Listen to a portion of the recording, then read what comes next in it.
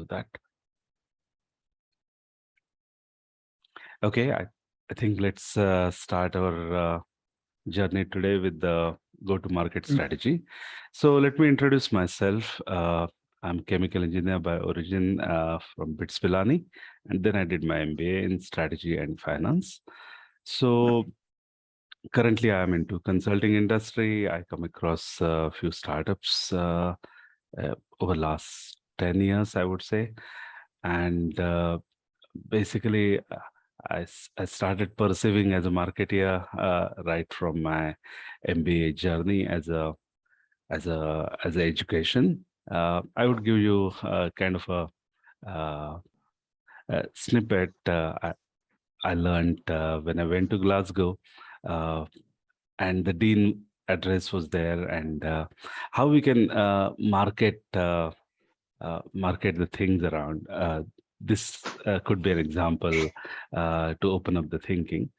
So typical Glasgow weather, people were just rushing in, and the dean started addressing. He said, "You must be complaining about the weather, right?" So I never complain about the weather, and I advise you not to, because if you keep complaining about the weather, you will not concentrate on the studies. It's never bad weather; it's bad clothing.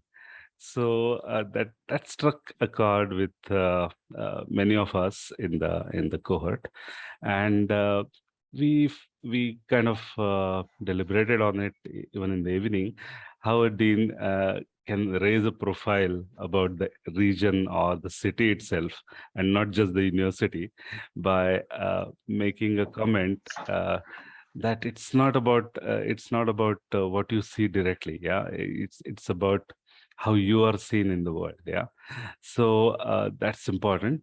And go-to-market strategy is very much about that. How your startup is going to be perceived by the market, and how you approach the market, how you can tackle it, how you can make your mark. Because whatever niche area you are concentrating as a startup company, uh, you need to know what you're offering. Yeah, so there will be a few examples which I will take you through, but there are also some theoretical topics, so bear with me for those minutes. I would try to lace that with the real world examples, yeah, as much as I can. So let me put a slideshow view. Right. So this is a GMG Sprint startup go-to-market strategy session today. So what we'll cover typically is what are the types of markets, what should be our competitive positioning, direct, indirect competitors, quadrant positioning, also customer buying journey. Customer journeys have been already covered by Sudhirji quite well. So I will briefly touch that. Market entry strategy will be important to you. And then that bullseye framework, which will give you the idea about how the channel selection can evolve. You may have different channels at the start. You may switch over to new ones as you progress as company. But starting right, bullseye framework will help you. Then important topic of pricing models, that also we will have a discussion about, and that is a bit of ignored part in the typical marketing journeys as they are perceived.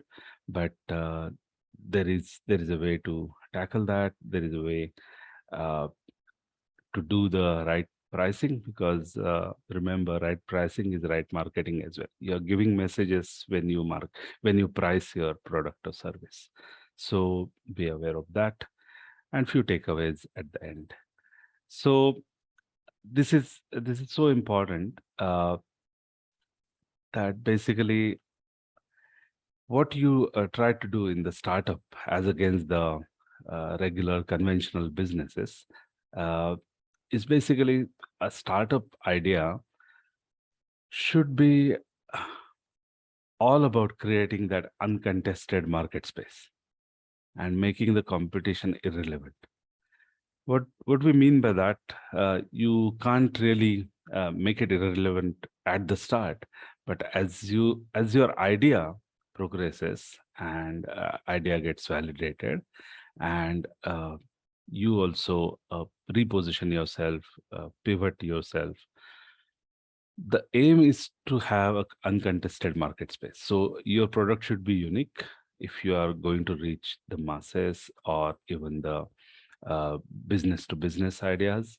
You should have something special in you as a company, and that will be the single biggest important reason for the investors to come to you, invest in you, progress with you, guide you. So this should be the overall agenda behind the GTM strategy. Uh, so that's very important. Never lose that focus that you are about creating uh, uncontested market space so that the competition is irrelevant. Then now let's talk about the types of markets. So within the types of markets, you must see what you can offer in that. Yeah. So if you are in the existing market, existing customers and known competitors, then look at how you can perform better, how you can add new features. So that will be your agenda for the existing market space. For the resegmented market, you need to overcome those entry barriers. Yeah. You have to offer something niche, drastically reduce costs, maybe segment the market such that you create that kind of a position for yourself and aim to become a market leader eventually. Uh, People clone the market as well. So they, you can always copy a startup idea, but you can do better on certain fronts. So I take examples of Yandex and Baidu. They do similar things in Russia and China, what Google does in the rest of the markets. So maybe some language barriers are present there. There are some social political issues with those, and they take a certain advantage being the local companies. So look for those. Yeah, look for hurdles for other companies to enter the market. Can you take that space for that reason? So that could be cloning the market and making it better as you progress. New market horizons, of course, blue ocean strategy as they call it, and that that is not very common. People try to think that we must go into that uncontested market in a way, blue ocean strategy, but it's not easy. Yeah, so I take a couple of examples here. So as a startup niche or selling your market vision to the customers. So this is about customers not knowing what could be the product or service they would need. So on the right side, there is this Model T of Ford. When they launched it, there was no such market for it. But eventually it became kind of a hot cake, and people started using it. People loved it on the journey, and we know the Ford story. Similarly, I would say iPad, when it was launched, it was basically about growing the current markets, giving something new, creating new market horizons. And we also know the Apple story. So these examples would help you. Now let's talk about competitive positioning. And we feel that this should be a easy thing, but it's not. Yeah. So you need certain focus there as well. So direct competitors, they are there, same job to be done, same solution as you. So essentially, if you need something to eat, and if those are burgers, then you can get McDonald's or Burger Kings. They are pretty much the same. Similar supply chains, similar kind of product lines, but you may have something with it which can attract you one way or the other. So you know those direct competitors. There are secondary competitors as well. So they are not so obvious, like McD and Burger King competing the same space. Secondary competitors are bit deceptive. Yeah. So I take an example here. Uh, they are basically competing on the outcomes. So the outcome, the ultimate goal of the customer, they are competing for. So Skype or Zoom or Teams meetings as against the business class flights. So you may question me why these can be secondary competitors. So essentially, look, what you are trying to achieve by your business class flights and uh, reaching the place where you are going to present. You want to interact with the people. You want to bring your idea to the market. You want to deliver on something by meeting, as a presentation or as a webinar or as a seminar, right? So over this period, we have seen that COVID period was a challenge, business class or any other flights even was a challenge. So people switched quickly to Skype and Team and Zooms. And the very nature of our cohort, without interacting in person, we are still interacting, and maybe in a much better way. There are no hassles of running around the last minute commutation or traffic delays or anything. You are pretty much on time as an audience, also as presenters. We can come online regardless the time zones. So we really compete on the outcomes with those secondary competitors. So if you're in that space, either this side or that side, meaning the physical in-person meetings or the virtual meetings, you're basically competing for the outcome of that activity. So look at that as secondary competitors. And then there are like indirect competitors. So basically, while you are addressing two different jobs of the same customer, you end up finding that the jobs themselves are competing with each other. So like facilitating payments versus amount of third-party integration. That's one example. Analyzing time spent by a team versus creating trusting work environment. So if you keep on analyzing too much about your staff, about your company, there could be a lopside to that. Are you creating enough trusting environment for your staff or not? You must look at that. Avoid magic quadrants. That would be an idea within this competitive positioning framework. So there are limitations in the two-axis criteria, as you can imagine. So I'll try to minimize this so that you see this fully. Yeah. So typically what you I think get. few people are waiting in the lobby. You'll have to admit them. Is that right? So yeah, Samir, because you are a host, you'll have to just admit that. Okay. Okay. Let me check. I'll admit them all. Bhushan, Yeah, admit all. Smay, what, Sanjay ji, and Mruna. Yeah. No, that's okay. Okay, I'm logged in as well. That's it. Perfect. Perfect.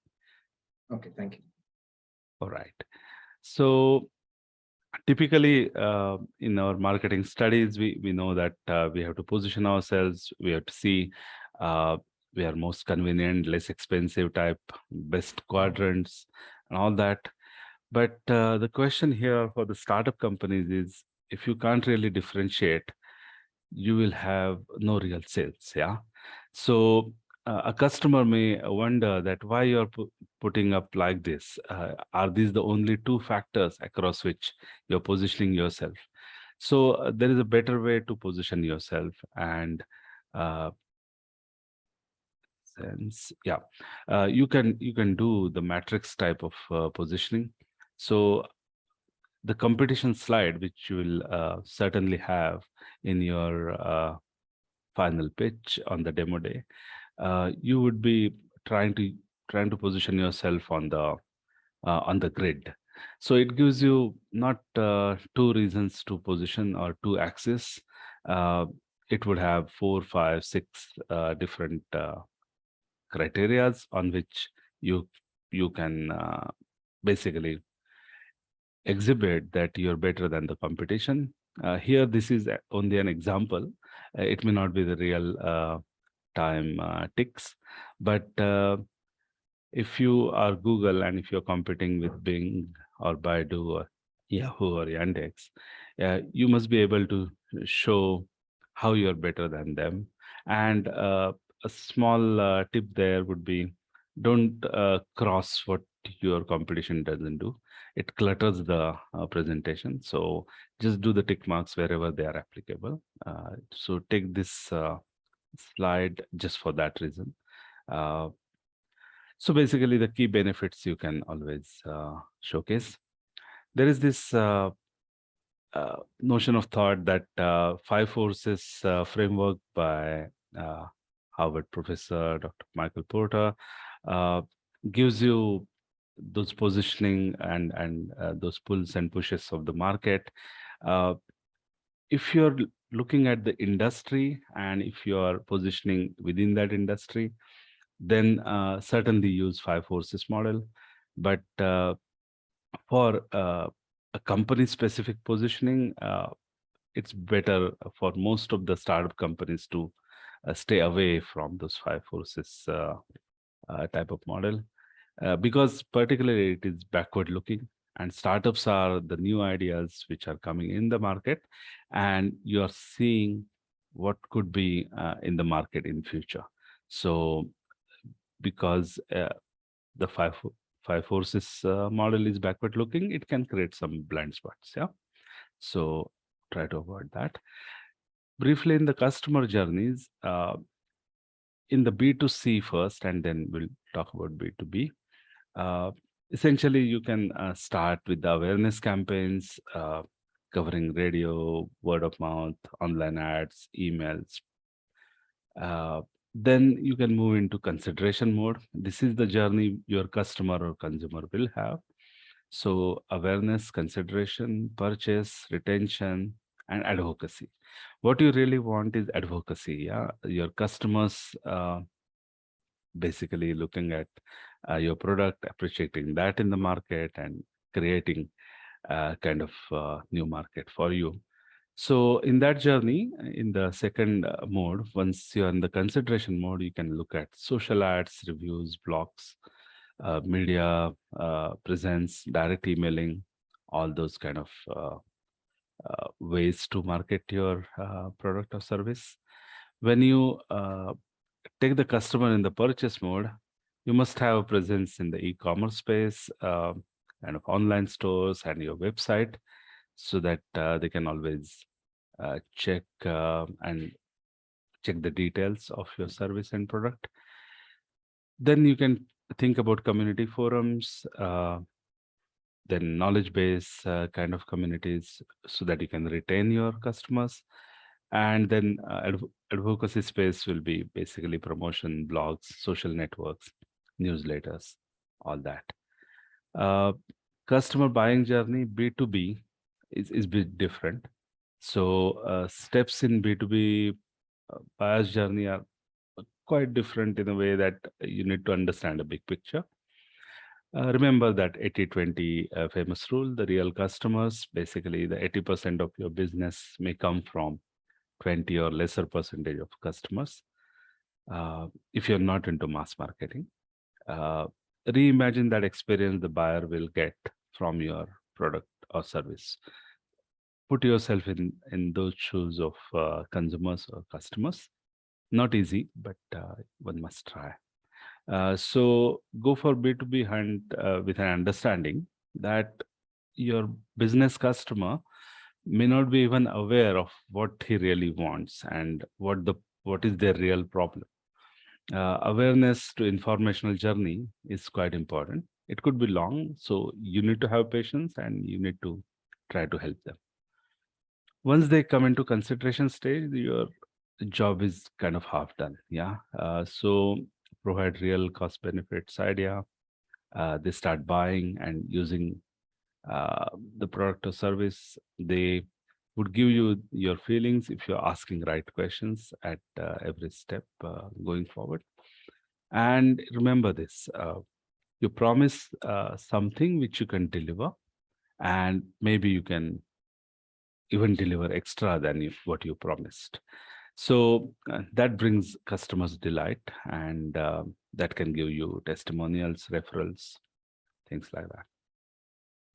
Now, market entry strategy is quite important. And then there is this very good book which is really recommended by our peers and even our mentors. Traction, the book is called Traction, written by Paul Graham. So what he says is a startup is a company designed to grow fast. The only essential thing is growth.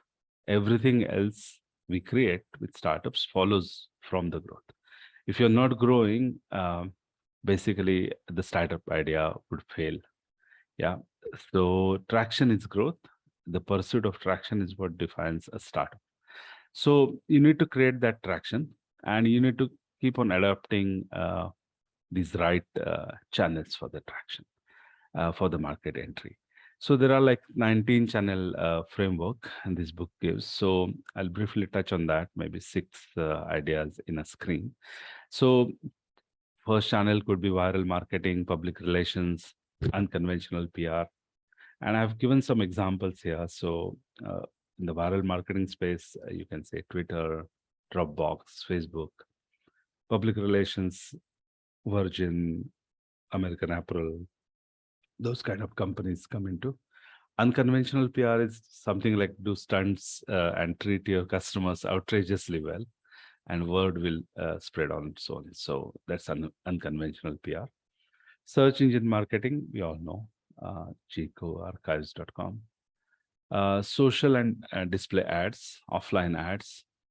So those are also important, depending on your nature of the business. So I'll come to how to select between these 19 ways of startup growth channels. So next ones are like search engine optimization. So Wikipedia, Yelp, you see content marketing also as a channel. Email marketing certainly as a channel. Engineering as marketing is another interesting channel. So then there is targeting blogs, business development. That's a core idea as well. And sales, don't forget the sales as your marketing channel. Affiliate programs, existing platforms, trade shows, offline events, speaking engagements. So they're all uh, channels for your growth. So community building is another way of growth. We see companies having ideas about, say, students in the universities. For them, they build some applications. For the community in general, we see applications. So there are these 19 traction channels, and you need to choose 2 or 3 at the start. And how to choose them is coming up next. And remember this, you would have to change the channels as you progress. So as customer goes into a new mode from, say, consideration to advocacy, you would need to change your traction channels. Yeah. There is a recommended bullseye framework for identifying the right traction and getting the right traction. So brainstorm, prioritize, test, and optimize. This is that cycle. So 4-step process to finding out right traction channel. So apportion your startup costs right. So typically in your startup idea as a product or service, more in the product, that you'll initially spend higher on the product, understandably. But right from the point that you move this into the real market space, your traction development also should have enough spending done. People recommend as equal to your product cost. You should invest in the traction development, particularly for the startups. Yeah, because you need to avoid those overcrowded paths, as they say. So step 1 is a brainstorm. So if you can acquire customers in a channel your competitors are ignoring, It's a huge competition advantage. Yeah. So that's the first step. Second is to prioritize. Easy to test, potential impact, compound effects. All these you have to look for. Uh, then the third one is testing. So search for signs that a channel is working. So you have to test this. You have to keep perceiving. And once you know it's working, just repeat it. Once you're double down, do more of it. Uh, Finding out what works is very important. So keep on doing that and keep on optimizing. So in conclusion, find your channel or number of channels where you will start with, and the aim should be you're trying to crush your competition. Yeah. So keep that always in mind. You're trying to create that uncontested market space. So don't ignore that. Now, another important topic is pricing. So whatever your pricing strategy and whatever your product or service pricing, you're basically giving kind of a message in the market. So there could be different revenue models, different pricing models.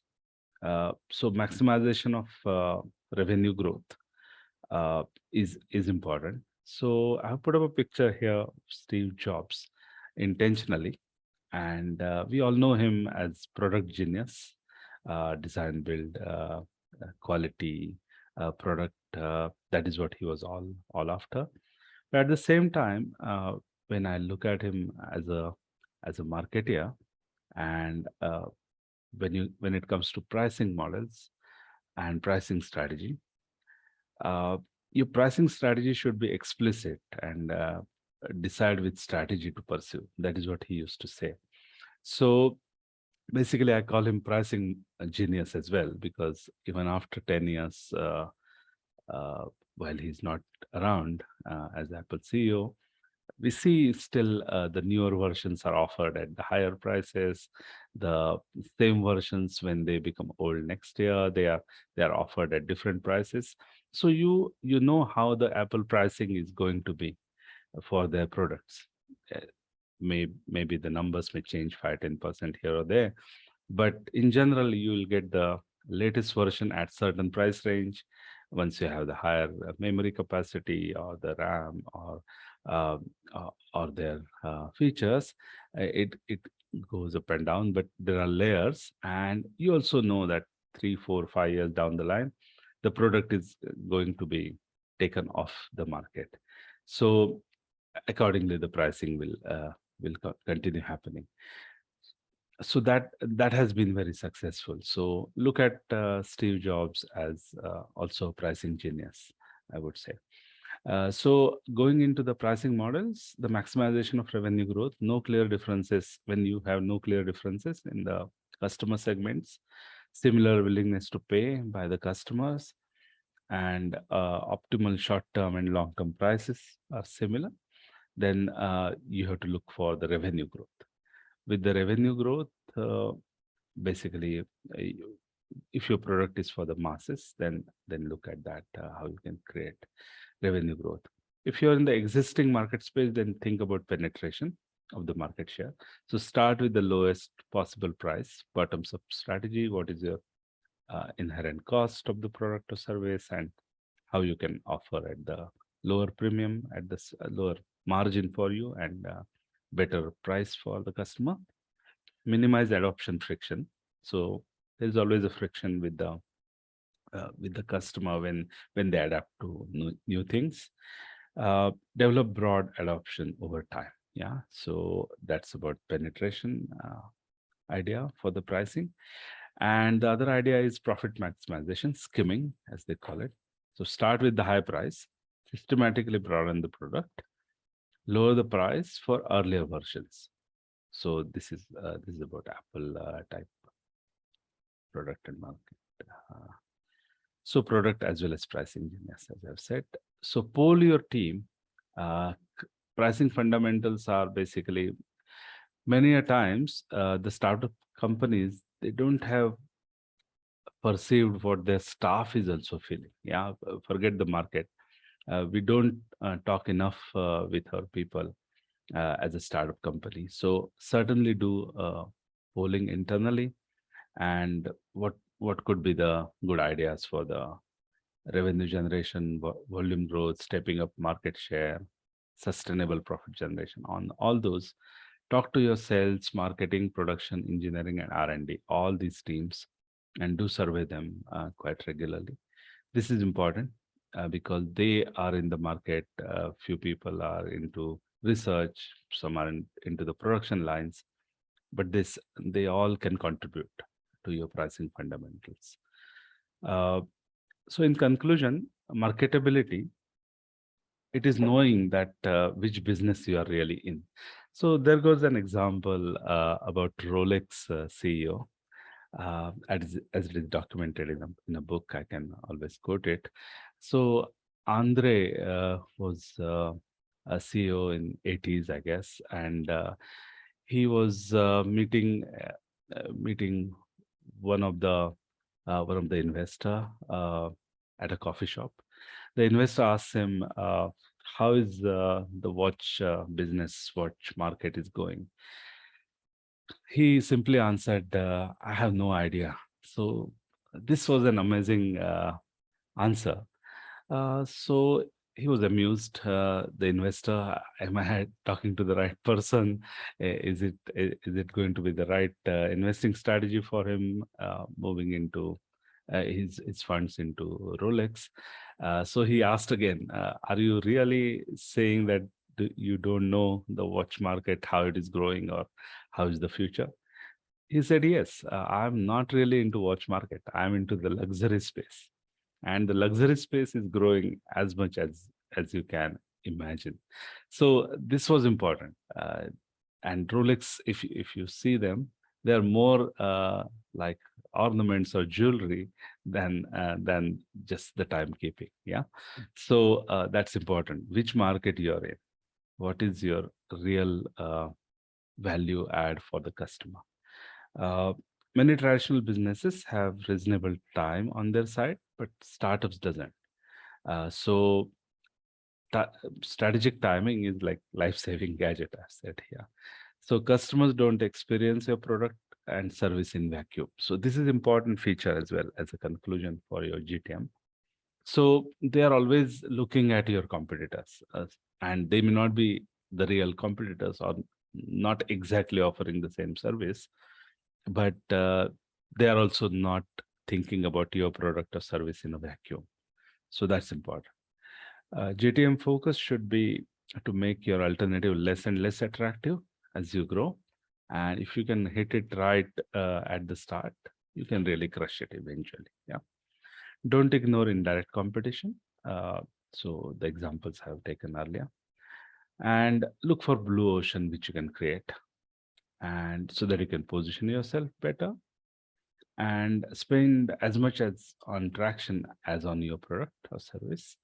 Use right channels at right time, adapt to new scenarios faster than others, and align your team all the time. Yeah. So these were basically GTM slides. At the same time, I must say, if you have any questions, you can ask them now. Or we have like 3 or 4 slides which Vijayji presented last year. So I'll take you through them, and those will be shared with you. Those will be about TAM, SAM, SOM, how to size the market, and how to segment it. But before that, just wanted to check if there are any quick questions and a quick time check as well. I have 10-15 minutes, right, Sanjayji? Yes, you are doing very well on that. Okay, thank you. Sir, I have one question about various marketing experiments. Okay. As you said, like there is like more than 18 ways we can do a marketing. Yeah. But as a startup, we always run out of cash and we have very You tight do. budget Yeah. to experiment all of the things. Yes. So and time is also important, because Yes. if we are wasting like time on a channel that is not giving us like a proper output of that. So Right. what time and amount we should keep for checking the or experimenting the various channel? Because like my focus is always about like being present on all the platform. Like sometimes I Yeah. send email through MailChimp, but I never got any lead from MailChimp, but I just Right. send email to just visibility, but to have a visibility on various channel. So Very what you true. suggest about Yeah. My quick idea about that is basically that bullseye framework. Once you use it and once you involve right number of people and right functions in that brainstorming, you would come up with those 2 or 3 focus channels at the start.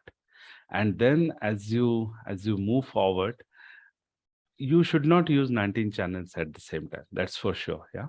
If that was not clear in my presentation. yes. So Mhm. when you try to use as much as channels as you can, that's not the right thing for startup. And as if you have Mhm. already alluded that you might run uh, out of cash sometime. So you have to use it wisely. And that's why that Mhm. brainstorming bullseye framework is important. So Mhm. when you talk with your mentors in this week, uh, try to look at what could be your focus area, what you're really trying Mhm. to achieve, which are going to be your first set of customers. At any given Mhm. point in time, your set of customers are important. What is your focus set of customers? Accordingly, the marketing channel. Yeah. So if you're Okay. looking at masses, you need to look at certain channels that way. If you're looking at a niche customer, if you are into a space where a business is going to be your customer, your traction changes, yeah, with different marketing channels. So that's important. If that answers your query, Yes. and Yes, sir. specifics can be always looked at, yeah, when we talk one to one, maybe, Yes. yeah, Yes. and also with your mentor. Yeah, Okay. Okay. thank you. Yeah. Thank you, Anything sir. else? Thank Yeah, you. we can always go to market sizing. Uh, we are okay. One more question is about entering a new market. Okay. So I think you briefly touch upon that, but I think the experience is when you are going from one market to another, Yeah. there are few changes which are there in terms of the behavior, in terms of uh, the requirement, also in terms of fine tuning. So Right. can you also throw some light on that? Yeah, so basically, you're entering into a new market, you're creating new market horizons. So there is awareness journey which you need to focus, yeah, because people may not be aware of your product.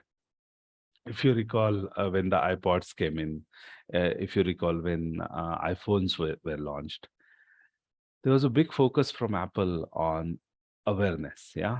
This can be better, if your product is going to be in such a new market space where customer don't know what they really need, then you need to look at that as awareness. So if when you see Steve Jobs used to go on the stage without uh, with a shirt which have no buttons, so typically the turtlenecks which he always carried initially. Uh, this was all about not having buttons on his phones. Yeah, so he didn't like that. That was his annoyance with the earlier products, say Nokia's or Ericsson's or whoever were in the market at that time, and they were dominating that space. So what he created differently also started with him. Yeah. So awareness campaign is important for you when you are basically going into the new market. That is what I would suggest offhand. Yeah. Okay, thank you. May I ask one question? Yeah, sure, please. And then I'll You move gave, to the segmentation. Yeah. sure. Okay. You gave example of Rolex. Yeah. And any such premium brand when we talk of. Yeah. See, there is a multifold price difference between the products Yeah. that serve the purpose, Yeah. and you put it as a premium product in the serving the same purpose as such.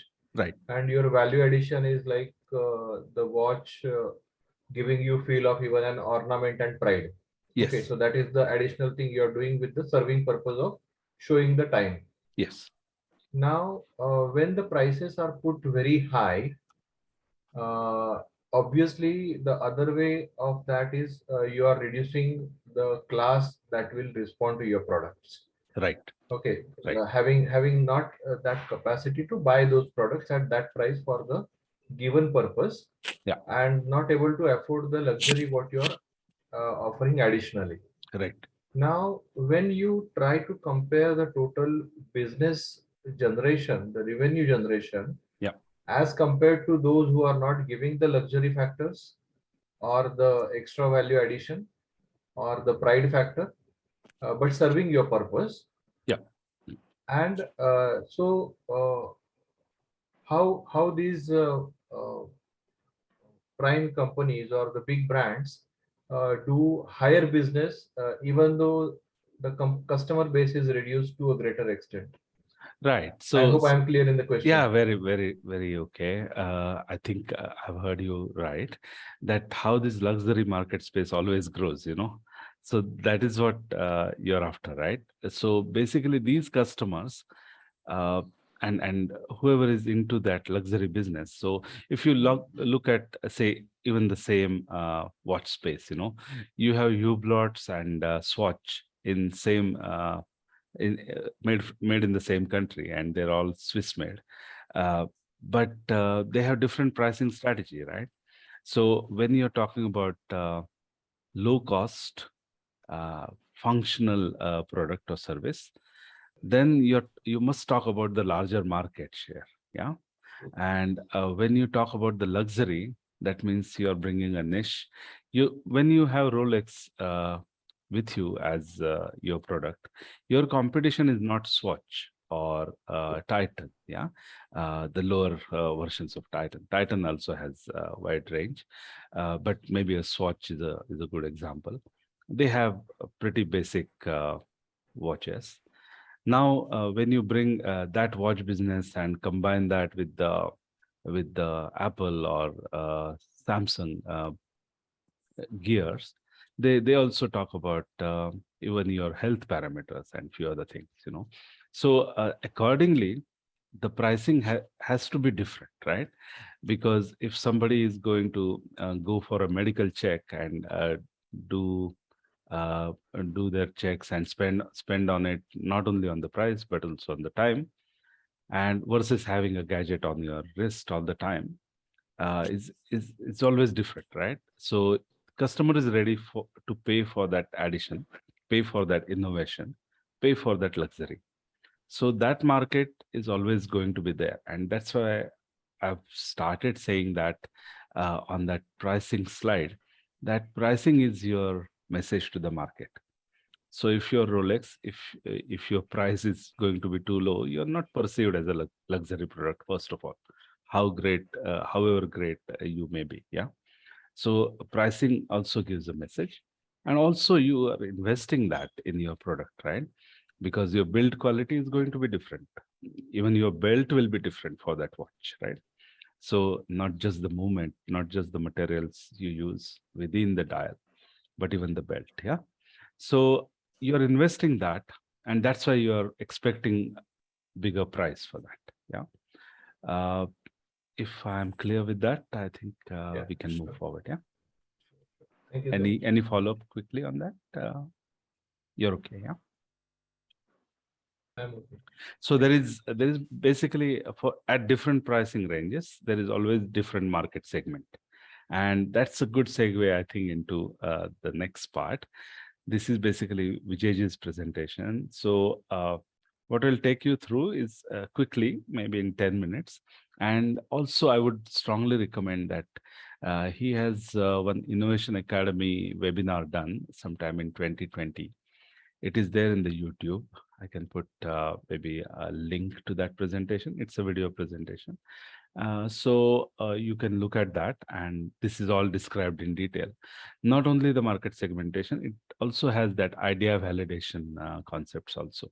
So you will like that, yeah. So, and going by the time which is available to us now, I'll take about 10 minutes. How you should be looking at your segmentation. So heart of market sizing is basically segmentation. Yeah. So market sizing is important, business planning, revenue potential, possible profitability, and market growth and market forecasts are also important in this. Most products do not have 1 billion market. So that's important. Yeah. So you need to identify what is the largest market size, what you can service, what could be the serviceable market. I'll come to that. So B2C segmentation could have some geographic, demographic, psychographic, behavioral features and characteristics. Decision-making unit is something very important for the segmentation in the B2B space. So there would be these characteristics. What are your geographic ideas about your product and service, demographic, psychographic, like values, goals, needs, pain points, hobbies, and then behavioral.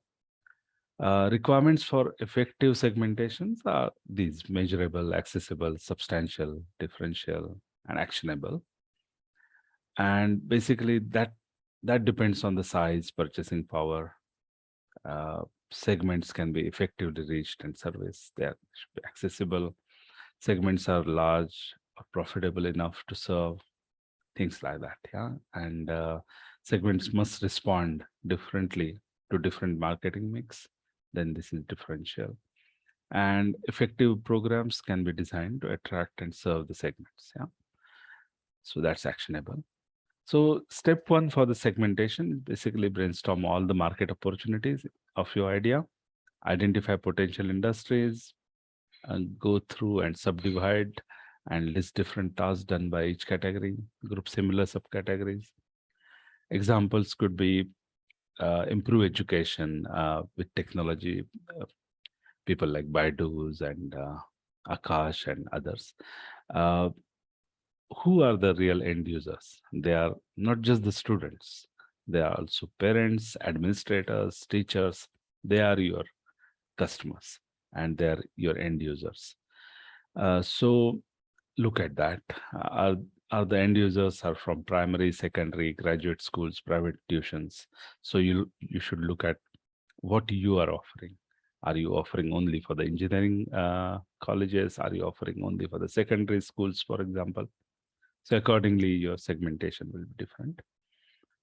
This can be further divided as per the geographies, like urban, rural, urban, as they call it also. Narrow your market opportunities. So list your top 5-6 interesting market opportunities, specific end user and handful of applications. Criteria for narrowing down the market. So well-funded target customers, can they afford it? That kind of a question. Target customer, readily accessible to your sales team. Can you deliver the whole product to the target customers? Is there entrenched competition that can block you? If you win this segment, can you expand it, leverage it? Yeah, to enter the additional segments. Yeah. Also, is this market consistent with the values, passions, and goals of the founding team? So that's also important. And step 3 will be the primary and secondary market research. So that's key. People don't invest time and money in this, but this is important.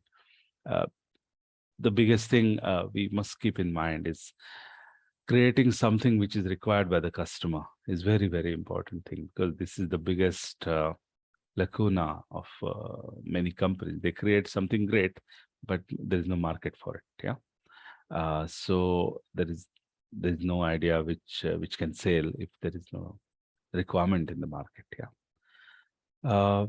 So secondary market research, primary market research, you all know all these ways to do the primary market and secondary market research. Now let's talk about PAM, TAM, SAM, SOM. So potential market opportunity, the widest possible addressable market. TAM is about revenue potential for entire market. So whatever business you are in, what is its market? What is the global or regional TAM for it? And then provide potential realistic market in your area of reach. Maybe the geography could be limitation. Your area segmentation could be a limitation.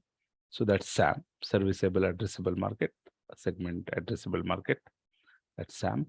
SOM is like share of market, basically serviceable, obtainable market. So revenue potential for your beachhead market. So all these fundamentals are nicely videographed and presented on Google Drive, on YouTube, I think, already. And I'll send you a link for that, which Vijayji did a couple of years before. And launch addressable market. So this will be your beachhead market. So these are additional, yeah, PAM and LAM. So typically you you know about TAM, SAM, and SOM, and then there is also LAM, launch addressable market. So your initial market could be that the beachhead, and then you move to SOM, and that's your addressable, serviceable, obtainable market. Yeah. So I'll skip those for now, and basically move into how you can basically look at this triangulation, top down, bottoms up, and resource constraint sizing.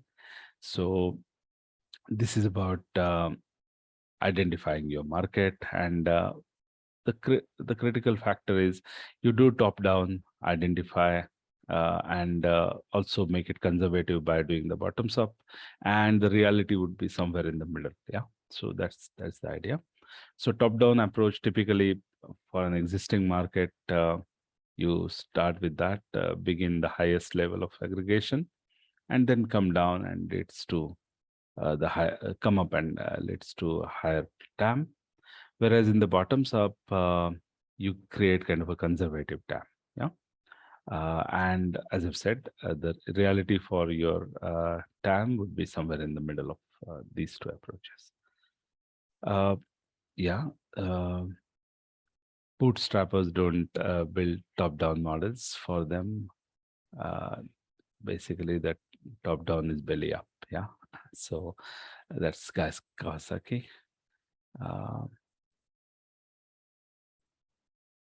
What is the resource constrained market sizing approach? So estimating market opportunity using production capacity cost constraints to identify.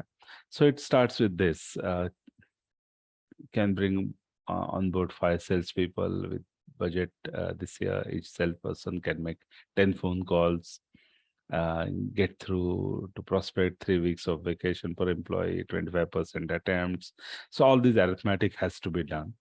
And average sales price would be $240 revenue per year, 20,000 target prospects, but you can only get around 600 customers.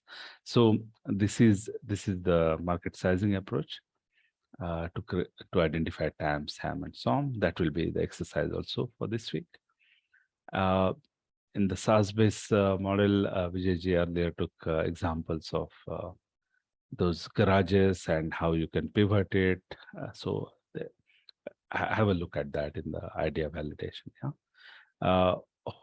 Holistic solution for health issues of women, that was also talked in that video. So have a look at that. So TAM, worldwide market for the trips booked for the Airbnb kind of a company, it could be 1.9 billion. Budget and online trips, serviceable addressable market as an example could be about 530 million, and 10 million trips with Airbnb, current versus projected SOM in the future. So underestimated at the peak 300 million trips. Yeah. So this was about Vijayji's presentation, and that covers the entire topic of the market sizing, market segmentation, and go-to-market strategy. So I'll stop here or pause here. If there are any quick questions, I'll take them. And also Vijayji is here, so he would be able to answer if I can't have a right answer for you. Yeah, thank you. Let's stop Thank you, sharing. Samir. Yeah, sure. Samir, I don't have a question, but a compliment for you. I mean, Okay, sure. excellent, excellent session. And like Satish mentioned right at the